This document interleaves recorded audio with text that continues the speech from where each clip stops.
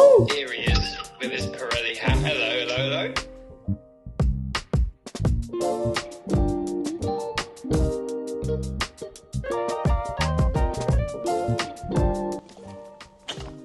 Over the last couple of weeks, I've been building a small team via Instagram. We ride our bikes on a Tuesday and a Wednesday. We get some coffee, we get some cake, we get some pizza, and we ride home. It's very, very steady, and if you would like to join us, whether you're from the Northeast or you're happy to drive and meet us, then feel free to drop me a message on Instagram, Benjamin_le_chappers, and I'll pull you into the group and you can see everything that's going on. And if you decide to come with us, you won't regret it. It's a really good laugh. But that is not what this video is about. It's about what that's actually gained me. Some slow pace, chatting, some cycling, and it's making me a stronger cyclist. I'm consistent with it, and because I've got more people to go out with, it just makes me there. It makes me present. On Saturday, I set myself a goal. I never took my camera with me. It was going to be 100k of mixed road and gravel, and I wanted to see what sort of power I could hold or how quick I could do it. Now, I've always been an advocate of don't worry about the power and don't worry about your top speed, just get out there and ride. But in this occasion, I really wanted to see what my fitness was like. So on Saturday, I took my bike and I rode towards Yorkshire, towards Richmond, pretty hard as well. I managed to cover just under 100k in just over 3 hours, mixed gravel and road, and I really enjoyed myself. I felt strong. And I think this is down to the Tuesday and Wednesday rides. Just steady pace. It's almost like active recovery. But I've also been doing a few other things because as you get older, recovery is key. I'm pretty guilty of getting home from a bike ride, putting my bike in the shed and slouching into the sofa, just checking Strava for the next hour, seeing how many kudos you got. But I've stopped that because I know that if I do a little bit of recovery, it'll benefit me the next time I go out on my bike. So in this video, I'm going to tell you a few of the things that I've been doing to recover. It might not all be for everybody, but I'm really enjoying doing them and it's keeping me motivated. And I think they really do work. And they're simple. Cycling across India, Francis and Lawrence laughed at me because I took this with me. It's quite heavy. I don't know if you know anything about bikepacking, but you wouldn't want to take something this big. It's a massage gun. I got it off of the internet for about £40. You can get them a lot cheaper now. But I really enjoyed the feeling of getting back from a hard day on the saddle and just massaging my legs out with this. But the problem with this is it's not always charged, and if it's not charged, I forget to recover. It hasn't been charged for a while, but it does work. I also had a foam roller, and in the move to this house, I lost it. It's a bit like medieval torture, but it works. But you have to get it out. It's either under the stairs or behind the sofa, and it doesn't feel very nice, but I know it works. So I've done that as well. I got an ice bath. Yes, I jumped on the ice bath wagon. I'll show you. It's just out there. Now this is my ice bath. Some people swear by ice baths. I actually swear in ice baths. But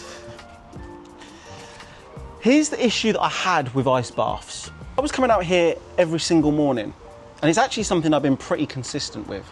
I would say I'm a bit all or nothing. Like now, it's not that cold. The sun's out, as you can see, and it needs to be emptied at least every 5 to 6 days and filled back up. Now, I actually Googled how much it cost, and I worked it out with my bill. So I think it only cost me around about 15p to fill up, which is not too bad. 15p every 4 or 5 days, that's great. But the problem I had was, I had to get in, I had to get wet, I had to stay in here for 5 minutes, I feel the benefits, then I've got to dry myself off, walk upstairs, have a shower, and before work, that's an awful lot of commitment.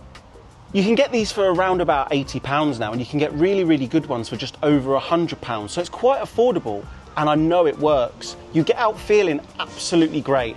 I can't even tell you how good you feel once you've got out of this pool. It's almost euphoric. Getting out, having a coffee, drying off, it was like a morning routine, and I had it down to a T. And it got to the point where I woke up and it was the first thing I thought about. I need to get in the ice bath. And it set me up for the day. I'm not exaggerating. It's incredible. But then as the dark mornings have rolled in, I've just started running a cold bath. I always know the temperature's going to be the same. I don't have to traipse cold water up the stairs, and my towel's just there. And I can actually stay in this a lot longer. Get out, get dry, have my coffee, and I'm ready for work. And it's the same feeling. Takes your breath away and it makes you feel great. But obviously, don't do it dressed. It's not the same, it doesn't work. Sleep is also scientifically proven to aid recovery. They say 8 hours is sufficient to recover from most things. I rarely get 8 hours sleep. I've been trying over the last couple of months, but it's still quite hard to do. When I return from work at 7:30, I don't want to get into bed at 8 o'clock, 9 o'clock. I need to wind down first. It's hot when you're fully dressed. So, some pretty obvious ways to recover. But then I've got something that's not so obvious. An item that I was sent a few weeks ago that I've been using on my knee. Now, I've had a problem with my knee for years, and please tell me in the comments if this happens to you.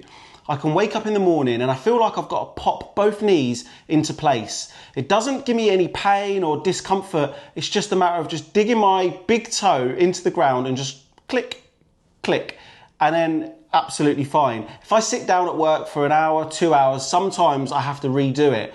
But usually it's just every morning. It sounds awful, but just pop, pop. Let me know in the comments if this happens to you. But I was sent this, but it's red light therapy. It's from PRUNGO. And they sent me this and said, this might help. And I said, I'll give it a go. When it comes to recovery, every detail counts. That's why I've been testing the red light therapy device by PRUNGO. Red light therapy works by stimulating your cells, increasing the blood flow and speeding up the repair of muscles, tendons and joints. Studies show it reduces inflammation, eases pain and can help injuries heal faster. This is drug-free, non-invasive and easy to use at home, perfect for athletes or anyone looking to bounce back a little bit quicker. Recovery isn't just rest, it's smart choices, and red light therapy with PRUNGO is one of them. Red light therapy, a proven way to recover, along with all the other recovery methods we've discussed today.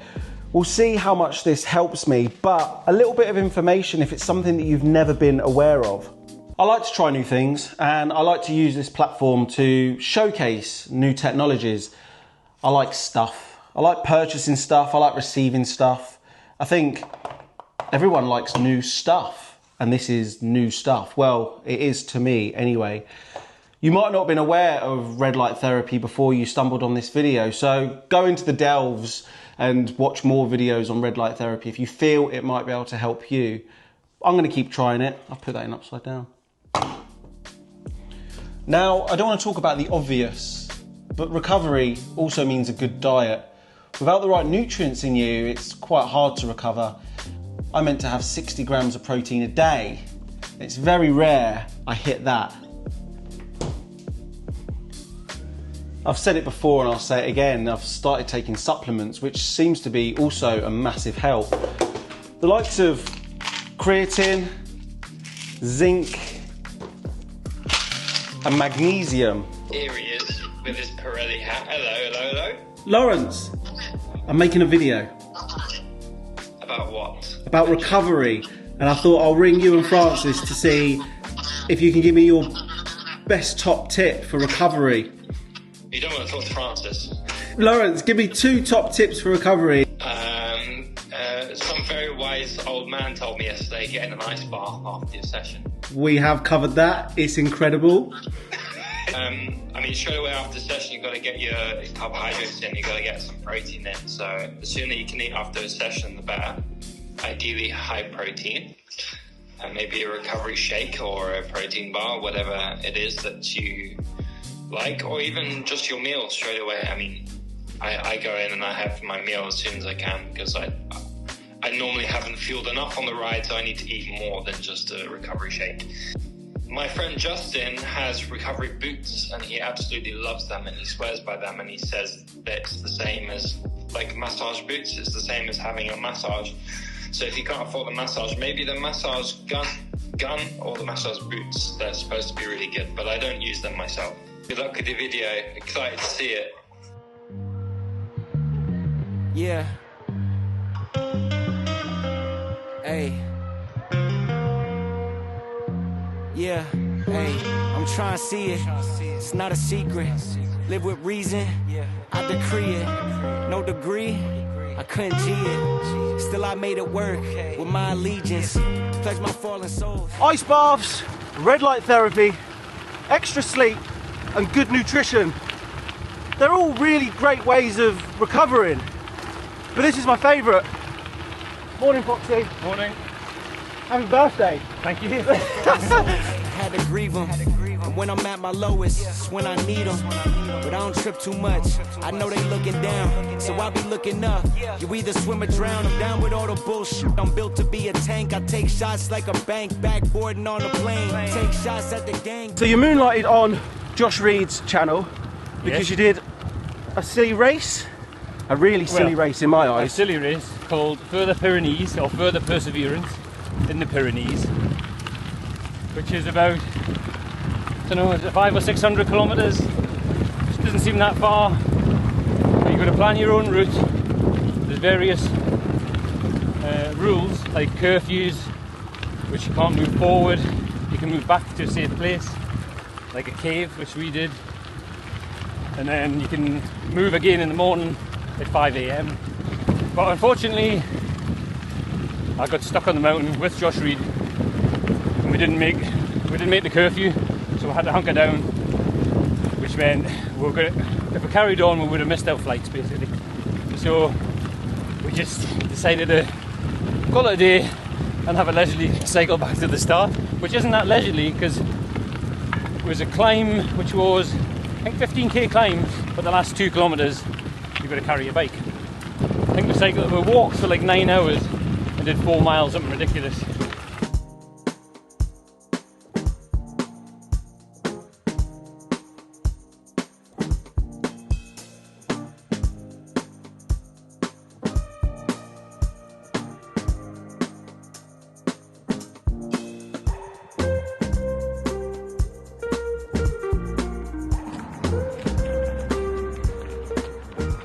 Happy birthday, Foxy. Thank you very much. You've opted for the... I don't know what I've opted for. Oh, that's my one, that was red. You wanted brown. Yeah, we've opted for a heart attack in a bag. No candle though. No candle. No, that'll do. Will you get a candle when you get in tonight on your piece of cake? Yeah. You will? Yeah. Kids will give you one, won't they? Yeah. Did you get any presents? Yes. Go on. That hasn't arrived yet. What is it? Oh, just cycling clothing. You picked it yourself, didn't you? Yeah. Did you have any surprise birthday presents? A jar of honey. From your bees in the garden? Not from my own bees, actually. Someone bought you something that you already have. You have your own beehive. How's that going? It's going pretty good. They seem pretty happy. Have you been stung yet? No, not yet. I've got a suit. Whole thing. You're a funny character. Yeah. In fact, that was my birthday present of my mother-in-law. The bees? The bee suit. Ah, the bee suit. And I got it early. I'm just logging into Commute. I found a new bikepacking adventure for us to do, and I think it's going to be soon. I'm thinking October. It's called the Wolf Way, and it's been brought to my attention that it's quite a nice route to do. But there's 2 versions of it. There's this one with a ferry crossing. We love a ferry crossing. Mm-hmm. And there's also one without the ferry crossing because it says avoids seasonal ferry. But what I'm going to do, because you are the king of these larger routes, find out over the next week what day the ferry stops running, and then we'll pick which version of this route we do. Okay? So when's the last ferry? Maybe we should do it on the very last ferry crossing of the summer. That's a good idea, isn't it? If you have any information on this route, Wolf Way, then feel free to drop it in the comments, because it looks extremely interesting. There's a lot of coast, and I love coast. Little recovery ride, Foxy. Mm-hmm. Birthday bap. Birthday bap. Until this video started, you were unaware of red light therapy. Yeah, didn't know about that. So you're gonna look into red light therapy now, aren't you? Oh yes. Have you had any bad injuries? I broke a wrist. Oh, you did, didn't you? Fell asleep. So every so often, a pond freezes near you, you break the ice. You get in. And you get in. Yeah. The feeling? Pretty awful. But afterwards? Afterwards, it's amazing. It's amazing. What did you liken it to? I'm not saying.